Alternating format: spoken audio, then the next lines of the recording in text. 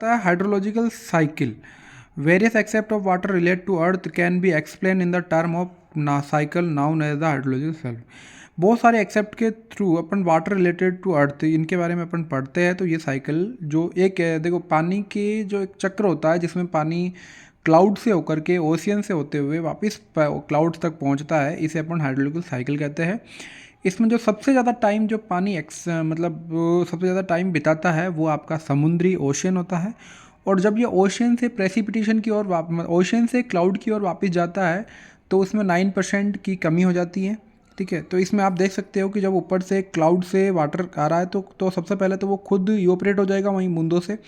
उसके बाद में कुछ पेड़ पौधों पर गिरेगा तो वहाँ से ट्रांसपीरेशन हो जाएगा। ट्रांसपीरेशन मीन्स होता है कि अगर अर्थ सरफेस और जो पेड़ पौधे हैं दोनों जगह से अगर पानी इवोपरेट हो रहा है तो उसे अपन ट्रांसपीरेशन कहते हैं।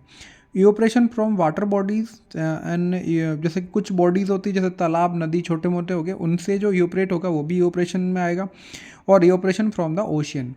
अब इंटरसेप्शन क्या होगा कि जो डाउनवर्ड जो पानी अर्थ से इनिशियली मूवमेंट करता है उसे अपन इंटरसेप्शन कहते हैं। रन ऑफ जो पानी ज़मीन पर लॉन्ग टाइम तक चलता है उसे अपन रन ऑफ कहते हैं। डीप परकोलेशन, अगर डीप परकोलेशन के थ्रू एक्यूफायर रिचार्ज होता है।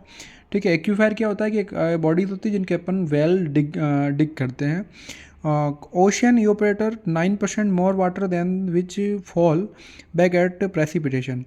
ये कहने का मतलब ये है कि जो ओशियन से वापस क्लाउड की ओर पानी जाता है, मतलब जो इवोपरेट होता है उसमें 9% की लैक होती है, मतलब कमी होती है। और रेजिडेंस टाइम सबसे ज़्यादा जो होता है वो ओशियन का होता है। सबसे ज़्यादा जो पानी टाइम एक्सपेंड करता है अपने पूरे साइकिल के दौरान वो सबसे ज़्यादा ओशियन के अंदर होता है। प्रेसिपिटेशन टू रन ऑफ सबसे कम लोवेस्ट है वो आपके अफ्रीका में, हाईएस्ट है नॉर्थ अमेरिका में, यूरोप में। और रेजिडेंस टाइम ग्लोबल या ओशियन जो मैंने आपको पहले ही बताया। और रेजिडेंस टाइम सबसे कम कहाँ होता है, ग्राउंड वाटर में सबसे कम वहाँ रुकता है। Hydrological cycle, rainfall, run of और परकोलेशन, ये तीनों इसके मेन पॉइंट है जिनके थ्रू अपन हाइड्रोलॉजिकल साइकिल को डिस्क्राइब करते हैं।